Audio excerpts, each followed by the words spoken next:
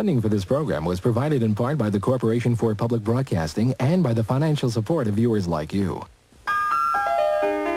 Reach for the speed, reach for the whistle, go where the rail may run. Reach for the words, reach for the story, follow the rainbow sun. To a shining time station, where dreams can come true, waiting there for you.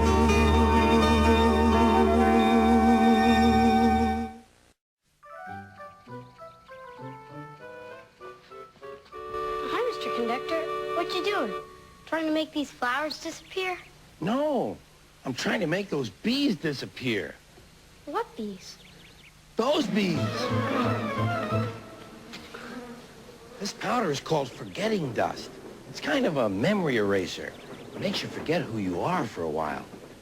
What's that got to do with the bees? Well, when those bees come to the flowers for pollen, they'll be covered with forgetting dust. Then they'll forget that they're bees and won't sting anyone for a while. Look out! Mr. Conductor, I know where their hive is. It's in a big tree out in the orchard. So why don't we just... Put some dust near the hive. Good thinking, Dan. I'll meet you in the orchard.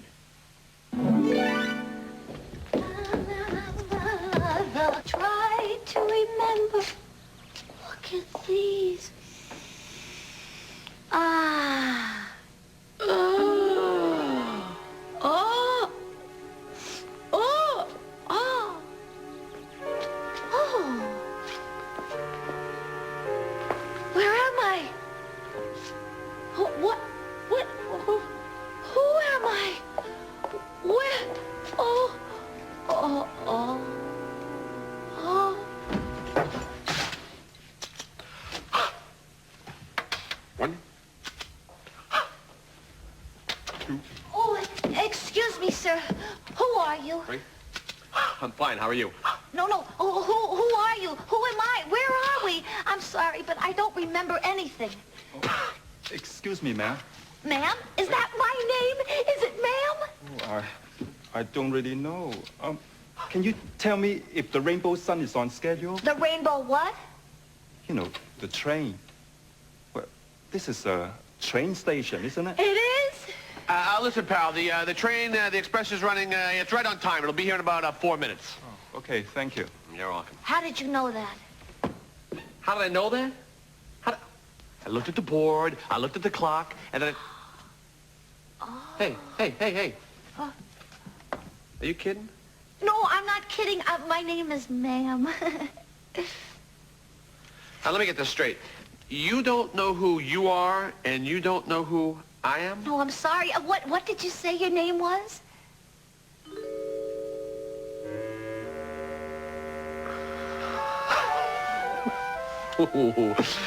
Oh, this is beautiful. They call me Schemer. They call me Mr. Schemer. Very nice to meet you, Mr. Schemer. Oh, it's nice to meet you, ma'am. Well, you run this station. That's very impressive. Well, thank you. Yes, I do run it. It's a talent I have. And as I always say, if you have a talent, well, you should run it. Well, do you own the station, too? No. But considering that I do all of the important work, well, I really should. Obviously. Yes, obviously. Ooh, that schemer makes me so mad. What's he up to now? Oh, Stacy's lost her memory, and instead of helping her, he's trying to take over the station.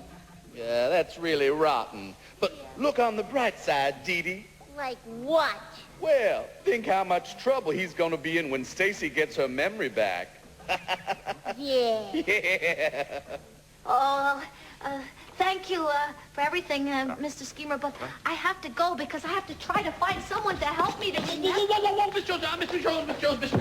I mean, ma'am. There's no reason rushing off and stressing your mind and trying to remember things. Well, why don't you just stay right here and enjoy not remembering things? And, well, I'll see if I can find someone that can help you. Oh. Bye. Bye. What a nice, thoughtful man. Oh. Hi, Aunt Stacy. Who? Aunt Stacy. You know, you. Oh, I'm sorry, but I think you've got the wrong person. My name is Ma'am. Did you smell this flower? Yes! I remember doing that. In fact, that's the first thing I do remember. Oh, boy. You better sit down. Oh, tell me, do I know you? Of course you know me. I'm your nephew, Dan. Oh, well, hi. Nice to meet you, Dan. Hi, Dan. Hello, Stacy. Aunt Stacy, come back. It's only Mr. Conductor. You don't have to be afraid of me.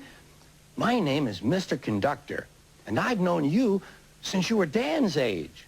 I knew your parents when they were Dan's age. I live here in the signal house on that mural. Really? Truly? Oh, come on, Aunt Stacy. You've got to remember Mr. Conductor. You two are friends. You take care of each other, like the time he caught a cold. Well, tell me about it. Maybe it'll help me remember. Well, Mr. Conductor was sneezing and coughing.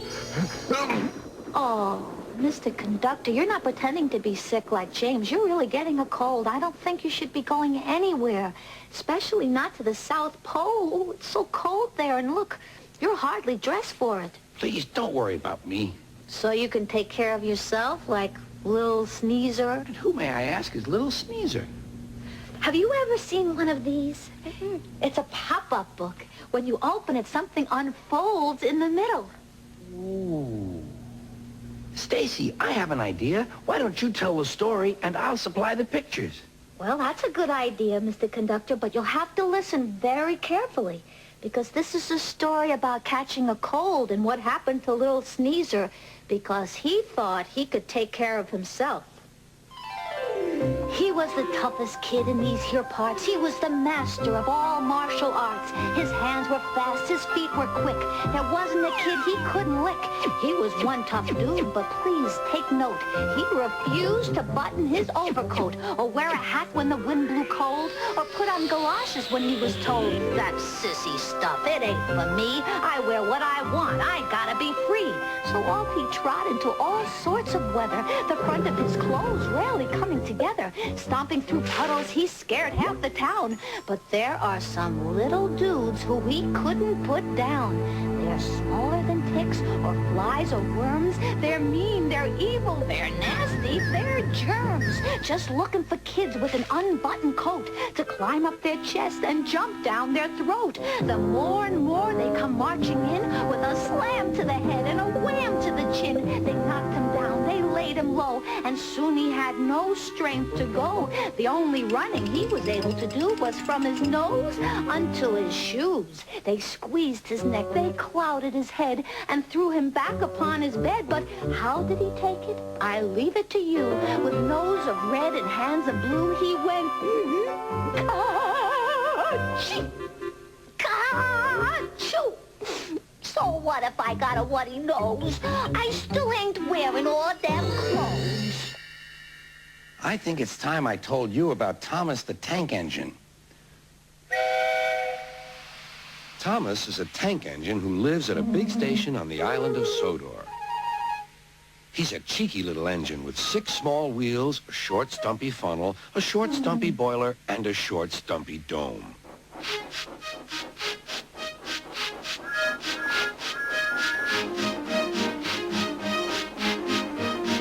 He's a fussy little engine, too, always pulling coaches about, ready for the big engines to take on long journeys. And when trains come in, he pulls the empty coaches away so that the big engines can go and rest.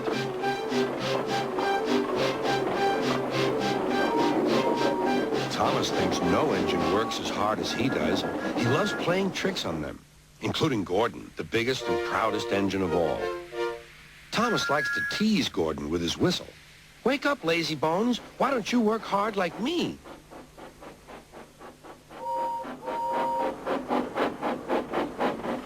One day, after pulling the big express, Gordon had arrived back at the sidings very tired. He was just going to sleep when Thomas came up in his cheeky way.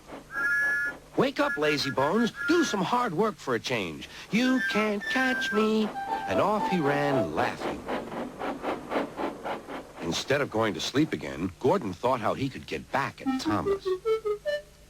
One morning, Thomas wouldn't wake up. His driver and fireman couldn't make him start. His fire went out and there was not enough steam. It was nearly time for the express. People were waiting, but the coaches weren't ready. At last, Thomas started. Oh, dear, he yawned. He fussed into the station where Gordon was waiting. Hurry up, you, said Gordon. Hurry up yourself, replied Thomas. Gordon, the proud engine, began making his plan to teach Thomas a lesson for teasing him. Almost before the coaches had stopped moving, Gordon reversed quickly and was coupled to the train. Get in quickly, please, he whistled. Thomas usually pushed behind the big trains to help them start, but he was always uncoupled first. This time, Gordon started so quickly they forgot to uncouple Thomas. Gordon's chance had come.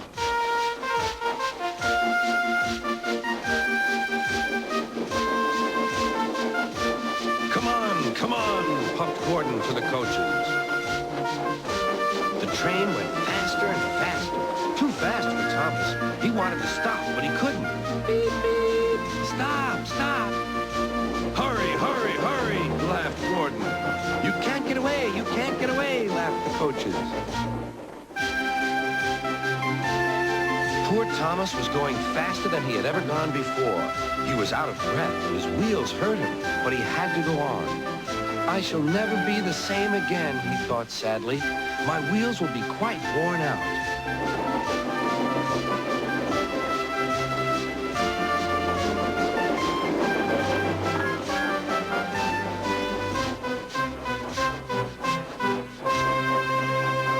At last, they stopped at a station.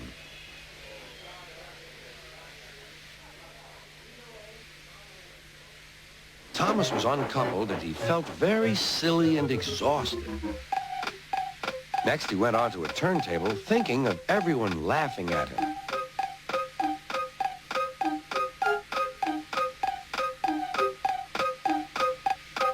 And then he ran onto a siding out of the way. Well, little Thomas, chuckled Gordon, now you know what hard work means, don't you? Poor Thomas couldn't answer. He had no breath. He just puffed slowly away to rest and had a long, long drink. Maybe I don't have to tease Gordon to feel important, Thomas thought to himself, and he puffed slowly home.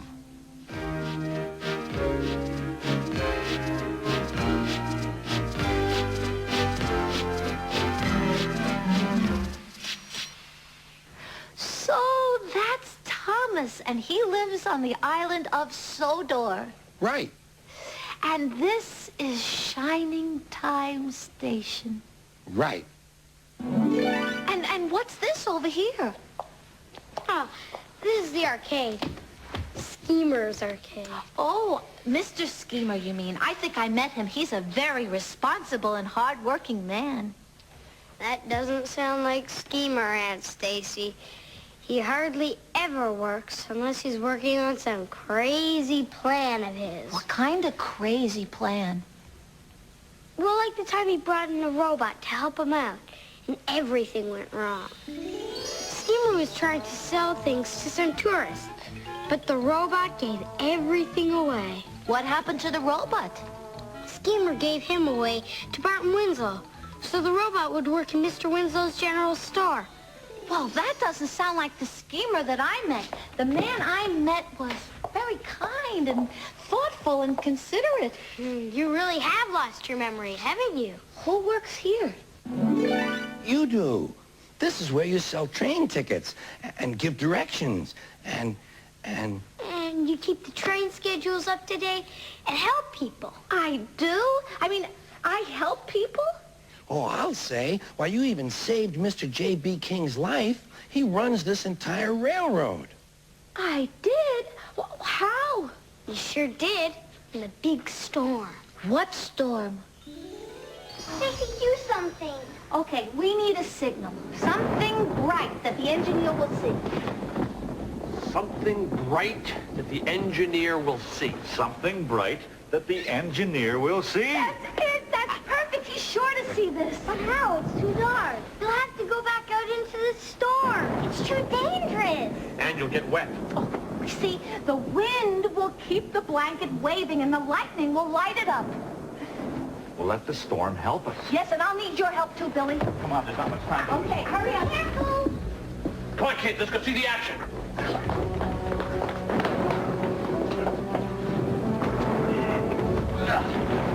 Oh, I can't look. Oh, no. I hope you'll be okay. Me too, Becky. Me too.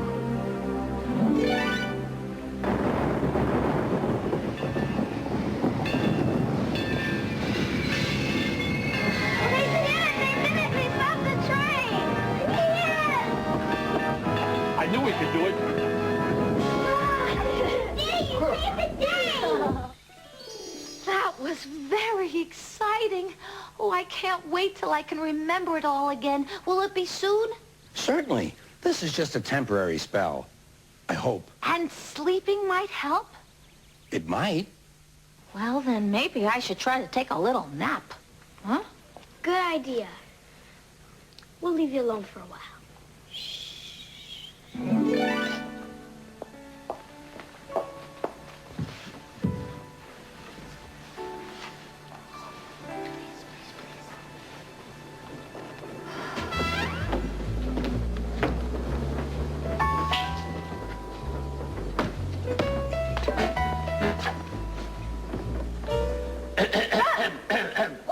Ma'am.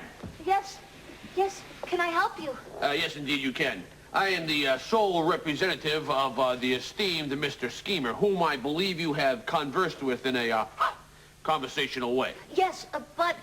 Yes, well, but I intend, or I should say that my client intends that he understands, therefore, because of the reason I have set forth without saying so, that you intend to make him the sole proprietor, because of his honesty, of this particular station which I am now speaking about, which I've just finished saying. Therefore, that was what I was said.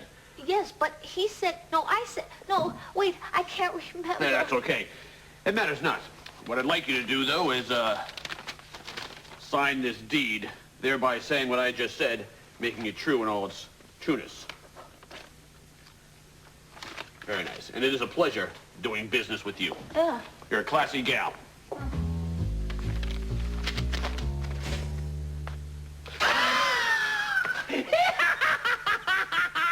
At last, Shiny Time Station is mine! It is all Schemers! She signed it, ma'am? She signed it, ma'am? Your name is Miss Jones, Jonesy. Your name isn't ma'am. I was kidding about the ma'am. Oh, Dan, I couldn't sleep. What is this place? This is Billy Two Feathers' workshop. Billy Two Feathers. Do I know him? Sure, everybody does. Wow. What's he like? Well, he's really nice. But he sort of frightened me the first time I met him. What happened? I'll tell you about it.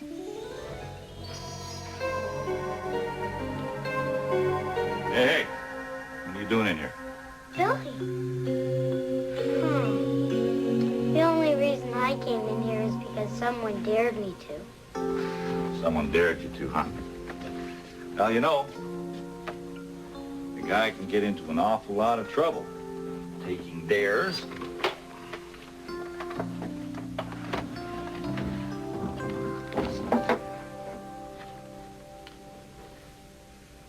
It's a flute. Nothing to be scared of.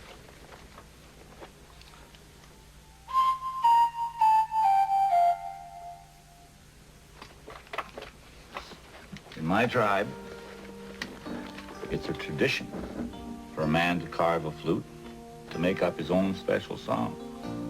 Then he plays that song to the woman that he wants to marry. And then when they have babies, it becomes a lullaby. Wanna try it? Dan, are there any other friends that I don't remember? Well, There's Becky. Becky? Boy, Becky would be really upset if she knew you'd forgotten her. Oh, dear. Why is that? Well, because you're always there to help her, I guess. Like the time we were all doing a play. What's the matter, Becky? Nobody's helping me. I'm so scared. I don't know how to act. Oh, honey, acting's not so hard. What is it that you think you don't know? Just about everything. Oh, all right. Well, honey, let's talk about the scene we're going to do together, all right? Now, here we are at home, and we're preparing dinner for Dad, right?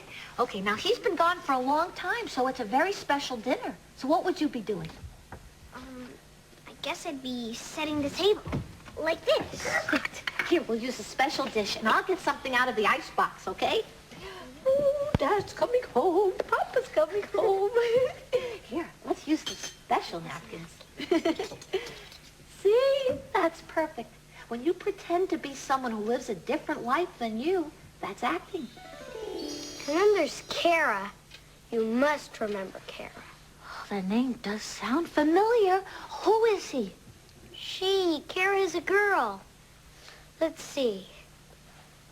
She interviewed you once for a newspaper we were writing. Really? Oh, I wonder what I said. You know, I think your readers might be interested in the history of Shining Time Station, Kara. Did you know that my grandmother, Gracie Jones, was the first station manager here? And boy, did she have stories to tell. Oh, let's see. My favorite. What wonderful memories I must have had. I mean, will have very, very soon. Very soon, Mr. Conductor said. Now, Dan, tell me about this person's schemer. Does he wear a dark suit and a white hat and red sunglasses and a funny mustache? No. But that is the way he dresses when he's pretending to be his own lawyer. That sounds familiar. Is this his? Yeah. What is it? It's a jukebox. You put in a nickel, pick a song, and it plays the song you picked, but... But what? Well, sometimes it plays on its own, or it doesn't play the song you picked. Do you have a nickel? Yeah. Okay, let's put it in and see what happens.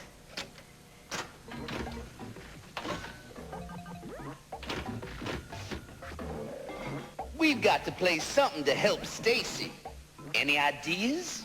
Well, how about something country, like I forgot more than you'll ever know about her? Or I forgot to remember to forget. I heard it might help if Stacy just got some sleep. Dee Dee, baby, you are not only beautiful, you are brilliant. Let's play a lullaby. Yeah, something purty. We'll play a couple of them. And a one, and a two, and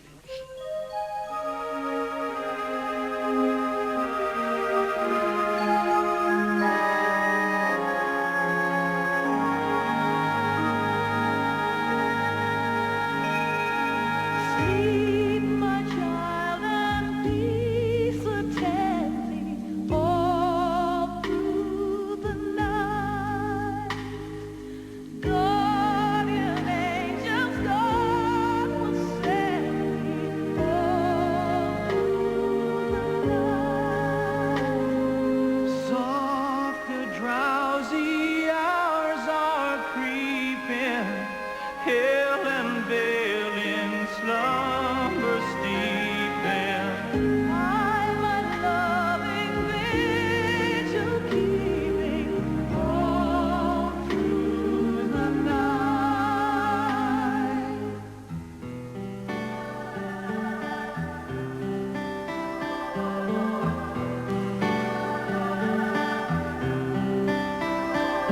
Hush abide, don't you cry. Go to sleepy little baby. When you wake, you shall have all the pretty little horses, blacks and grays, daples and bays, coaching for a little horses. Hush about.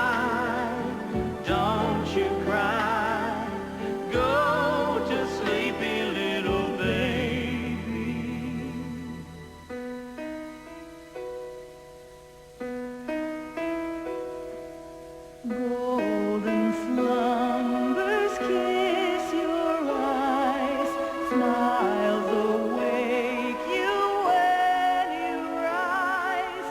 Sleep, pretty darling, do not cry, and I will sing a lullaby, lullaby,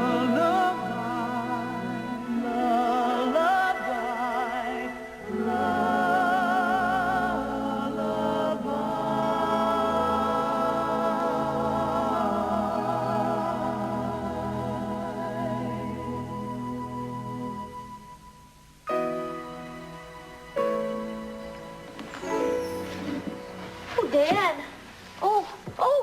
Mr. Conductor. Gee, was I sleeping long? Look what time it is. The Rocking Horse Special is going to be here any minute. You know, I was having the funniest dream right now. Well, it was kind of a dream. It was a dream about memory. You know how important it is to remember who you are and who your friends are and what your dreams are. Does any of this make any sense? Absolutely, positively. Like he said. Uh-oh. Ma'am, there you are. My client, Mr. Schemer, is hoping that you could re-sign Yes, this as your client, ma'am. Since when do you call me ma'am? Oh, it's just a little joke, Jonesy. Ma'am, Miss Jones? Yeah, and it's also important to remember who your friends aren't. Who would take advantage of someone for their own low, mean-spirited personal gains. Oh,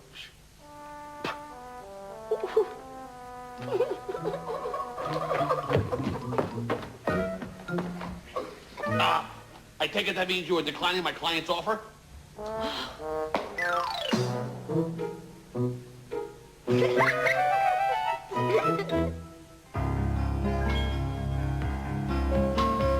Reach for the speed, reach for the whistle, go where the rail may run.